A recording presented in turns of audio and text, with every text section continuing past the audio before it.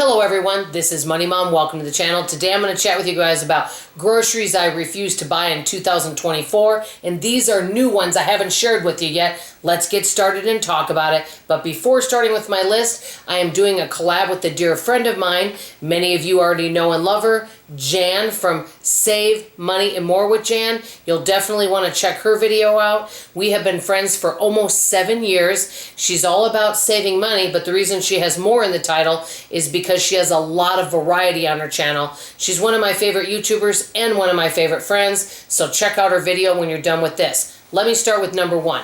I mentioned it in passing in one of my videos, but I'm going to be extremely particular about what type of produce I buy. Sometimes I buy produce and it has no flavor. One of you kind folks suggested, hey, save your receipts and bring it back to the store. We're paying our hard-earned money, and if it's not quality, send it back. And I kind of agree with that, send it back. But that's if you're in the area. Sometimes it's an inconvenience to do that.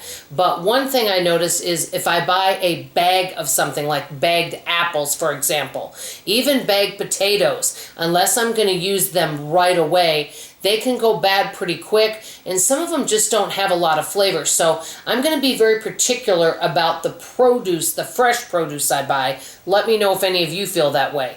Number two, greeting cards. I am sending less and less cards due to the expense, and many people I know aren't sending cards either. And I'd rather just, if I'm going to spend $5 on a card, and you may say, well, you could get it at the Dollar Tree. That's true, but there's some cards that are more specific that they don't always have at the Dollar Tree. So that's something I'll be spending less on cards. Number three, I'm grouping all of this together, and I have a very good reason why.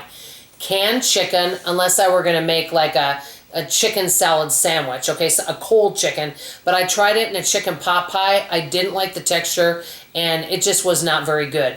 Ground turkey, no one likes it, and sometimes I do end up either throwing it away, or it takes forever for us to eat, or we have to put a bunch of stuff on it to make it edible to eat. None of us like the texture of ground turkey.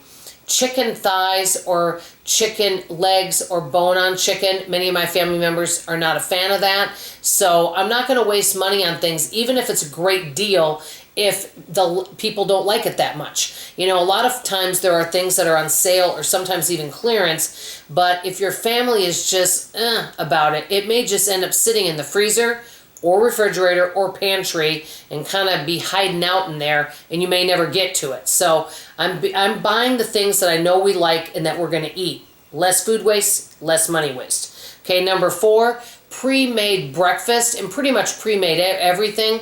I used to buy these bowls with all the eggs and the meat and everything in it, and it's great for convenience, and it's not bad to have one of those around just in case, but I batch cook my breakfast, and it's usually enough for about 10 days of breakfast, and so that saves quite a bit of money doing that, is batch cooking my breakfast. So I don't generally buy the pre-made breakfast. I haven't figured out the cost, but it is less pre-making it depending on the ingredients that I use. Okay, next one, and I notice I've been stopping this, and this saves a lot of money. Protein bars, or should I say AKA candy bars. You think, oh, I'm getting some more protein by buying a protein bar, and oh, it's low carb. Well, we obviously know what low carb bars have done for me. Can we say nothing? So I'm not spending $7, $8 on a box of that anymore. I barely ever eat any kind of granola bar. That saves a lot of money not buying that stuff. Number six, individually prepackaged snacks. Now if I want something, I'll buy something generic at Aldi, like a generic bag of pretzels or tortilla chips or vanilla wafers, and if they want a snack, you can eat that. That's one of their lowest cost things, and I only have a few of those. I used to buy more name brand type items, and they were more expensive, and a lot of them were pre-packaged in individuals. Now if you want something, you just put it in a Ziploc. A lot of times you can reuse it over again. It's a lot cheaper.